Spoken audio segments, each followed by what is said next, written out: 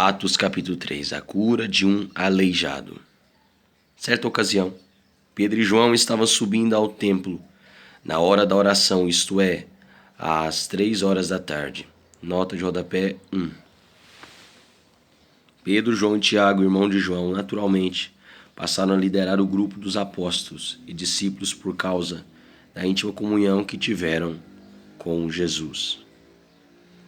Marcos capítulo 9, versículo 2, Marcos capítulo 13, versículo 3, Marcos 14, 33, Lucas 22, 8, Gálatas 2, 9. O judaísmo antigo obedecia a 3 horários fixos de oração. No meio da manhã, 3ª hora ou 9 horas, a hora em que se oferecia o sacrifício vespertino, hora 9ª, ou 15 horas e ao pôr do sol. E aconteceu que um homem aleijado de nascença estava sendo carregado para um dos portões do templo, chamado Portão Formoso. Todos os dias o colocavam ali para pedir esmolas aos que entravam no templo. Nota de rodapé 2. Esse portão, também chamado de Portão Formoso ou Portão de Nicanor, era todo revestido de bronze fino, coríntio, e principal acesso para o átrio do templo, oferecendo passagem entre o pátio dos gentios e o das mulheres. Quando viu que Pedro e João iam entrar no templo, pediu que lhe desse um donativo, uma doação. Fixando nele o olhar, Pedro, em companhia de João, disse: "Olha para nós." E o homem olhou para eles com atenção, na expectativa de receber deles alguma ajuda. Então, afirmou-lhe Pedro: "Não possuo prata nem ouro, mas o que eu tenho, isso te dou. Em o nome de Jesus Cristo, o Nazareno, ergue-te e anda." E, segurando-o pela mão direita, ajudou-o a levantar-se e, naquele mesmo instante, os pés e tornozelos do homem ficaram firmes. E, de um salto, pôs-se em pé e começou a andar. Logo em seguida, entrou com eles no pátio do templo, andando, saltando e louvando a Deus. Nota de rodapé 3. Do pátio exterior entraram no pátio das mulheres, onde ficavam as caixas coletoras de ofertas. Marcos 12, do versículo 41 ao 44. E depois passaram para o pátio de Israel. Desde o pátio exterior foram atravessados 9 portões até os pátios interiores. Logo em seguida entrou com eles no pátio do templo, andando, saltando e louvando a Deus. Saltando e louvando a Deus. Quando todo o povo o viu andando e adorando a Deus, reconheceu que era ele, aquele mesmo homem que estivera prostrado junto ao portão formoso do templo, e ficaram plenos de temor e perplexidade com o que lhe acontecera. A severa pregação de Pedro. Apegando-se um mendigo a Pedro e João, todo o povo correu maravilhado para junto deles, num lugar chamado Pórtico de Salomão. Nota de rodapé 4. O Pórtico de Salomão ficava ao longo do lado interno do muro que cercava o pátio exterior, com fileiras de altas colunas de pedra de 9 metros de altura e um teto todo trabalhado em cedro maciço. João capítulo 10, versículo 23. Ao perceber isso, Pedro exclamou ao povo: "Varões de Israel, por que vós admirais a respeito disso? Por que estáis olhando para nós, como se tivéssemos feito este homem andar por nosso próprio poder ou santidade? O Deus de Abraão, de Isaque e de Jacó, o Deus dos nossos antepassados, glorificou a seu servo Jesus, a quem vós entregastes para ser morto e, diante de Pilatos, o rejeitastes. quando este havia decidido soltá-lo. Nota de rodapé 5. Em sua soberana vontade de glorificar seu Filho Jesus, Deus não se limita no exercício de seu poder às virtudes ou capacidades humanas. Pedro fez questão de proclamar sua condição de servo e render glória a Deus. Relembrou as profecias que anunciavam a vinda dos servos sofredores, Isaías 52, versículo 3 ao 53, Isaías 53, 12, Mateus 12, 18, Atos 4, 27, versículo 30. Pedro aproveita o momento de atenção e fala de irmão para irmão com seus compatriotas. Corajosamente lhes revela a gravidade do erro cometido. Eles negaram o Senhor, votando, decidindo por sua condenação. Desprezaram-no e recusaram reconhecê-lo como Messias, mesmo diante do poder dos ensinos de Jesus, dos seus sinais miraculosos e de sua vida absolutamente consagrada ao Pai.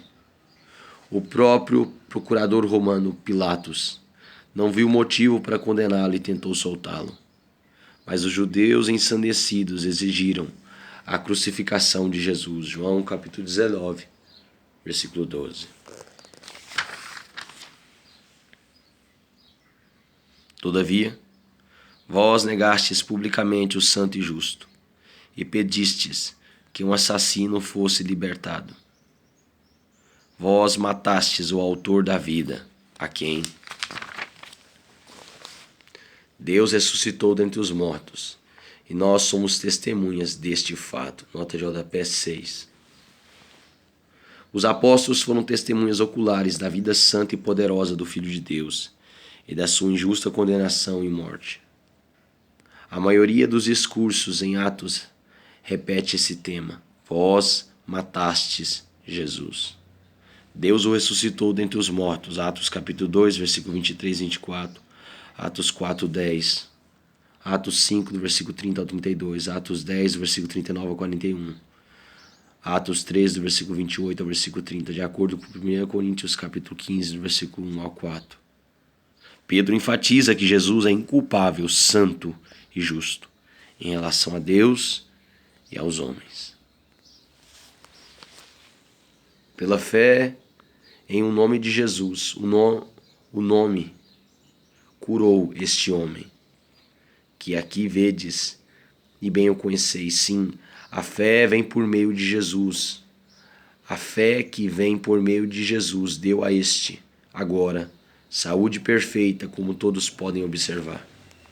Contudo, irmãos, eu sei que o que vós e vossos líderes fizeram com Jesus foi sem o perfeito conhecimento do que estavam praticando. Entretanto, foi dessa forma que Deus cumpriu o que tinha predito por todos os profetas, anunciando que o seu Cristo haveria de sofrer. Nota de rodapé 7. A expressão seu Cristo também significa ser ungido ao Messias, ou seu Messias, numa clara referência ao Salmo 2, versículo 2, conforme Atos 4, versículo 25, versículo 26.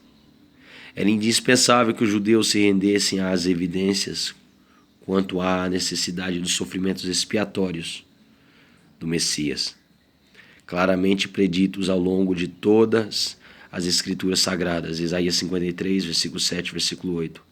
Atos capítulo 8, versículo 32, versículo 33. Salmos 22, versículo 1. Mateus 27, versículo 46 e 1 Pedro, capítulo 1, versículo 11. Lucas, capítulo 24, versículo 26, versículo 27. Entretanto, até nossos dias, a cruz de Jesus continua sendo escândalo para os judeus. 1 Coríntios, capítulo 1, versículo 23. Arrependei-vos, portanto, e convertei-vos, para que assim sejam apagados os vossos pecados, de modo que da presença do Senhor venham tempos de refrigério, e Ele envie o Cristo, que já vos foi previamente designado Jesus. É necessário que Jesus permaneça no céu, até que chegue o tempo em que Deus restaurará todas as coisas, conforme já decretou há muito tempo, por intermédio dos seus santos profetas. Nota de rodapé 8. O arrependimento verdadeiro é a radical mudança de ideia e de vontade proveniente de um profundo sentimento de reconhecimento e tristeza pelos erros cometidos. Um profundo sentimento e reconhecimento e tristeza pelos erros cometidos, motivando tal transformação no caráter, estilo de vida, comportamento. Em consequência do arrependimento, repúdio ao pecado e a tudo o que é errado, e da consagração do Senhor, obediência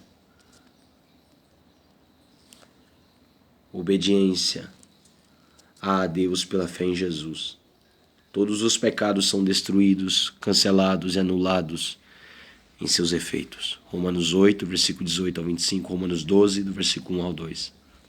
A total restauração da humanidade de toda a terra ocorrerá com a segunda vinda de Cristo, quando as grandes bênçãos prometidas e ainda não plenamente usufruídas serão derramadas sobre todo o povo de Deus.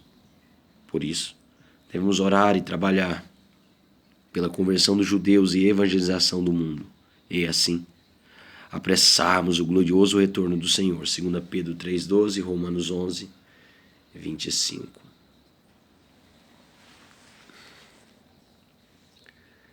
Entretanto, foi dessa forma que Deus cumpriu o que tinha predito por todos os profetas, anunciando que o seu Cristo haveria de sofrer.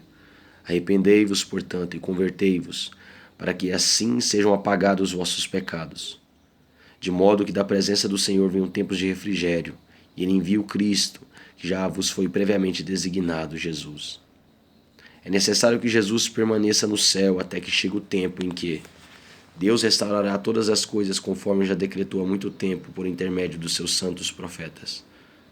Porquanto declarou Moisés: o Senhor Deus levantará dentre vós, irmãos, um profeta como eu. A ele ouvireis em tudo que vos ordenar. Nota de rodapé 9. Jesus Cristo é o cumprimento das profecias feitas no tocante a Moisés, Davi e Abraão. O Messias seria um profeta semelhante a Moisés.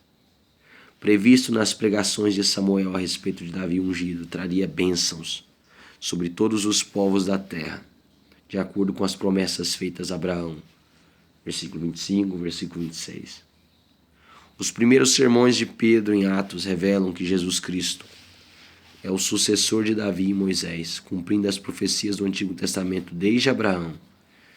Deuteronômio capítulo 18, versículo 15. Deuteronômio capítulo 18, versículo 18 e versículo 19.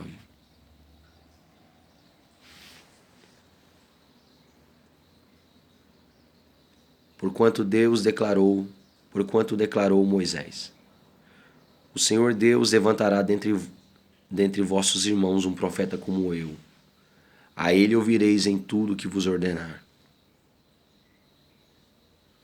Nota de rodapé 9. Jesus Cristo é o cumprimento das profecias feitas no tocante a Moisés, Davi e Abraão. O Messias seria um profeta semelhante a Moisés.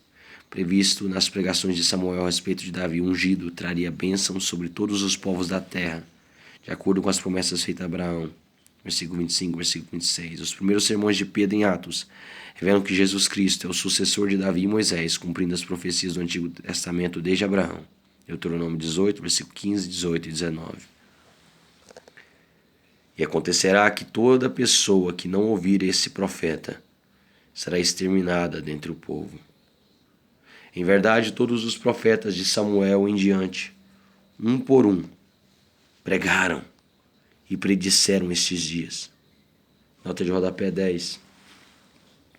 O profeta Samuel ungiu Davi para ser rei e declarou que seu reino seria estabelecido. 1 Samuel 16, 13, conforme Atos 12, 14, Atos 15, 28. Atos 28, 17. A palavra de Natã, em última análise, é uma profecia messiânica. 2 Samuel 7, versículo 12 a 16, Atos 13, versículo 22, 23, 34, Hebreus capítulo 1, versículo 5. E acontecerá que toda pessoa que não ouvir esse profeta será exterminada entre o povo. Em verdade, todos os profetas de Samuel em diante, um por um, pregaram e predisseram esses dias. E vós sois herdeiros dos profetas e da aliança que Deus estabeleceu com vossos antepassados.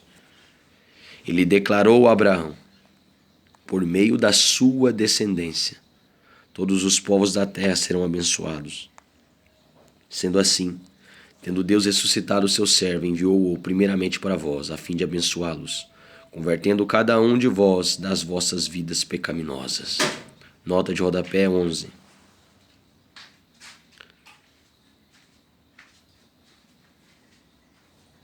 A palavra grega traduzida no versículo 22 por levantará é a mesma aqui traduzida por ressuscitado, o que reforça a ideia de Deus haver providenciado nosso Redentor, e nem mesmo todos os pecados da humanidade e a morte poderiam detê-lo.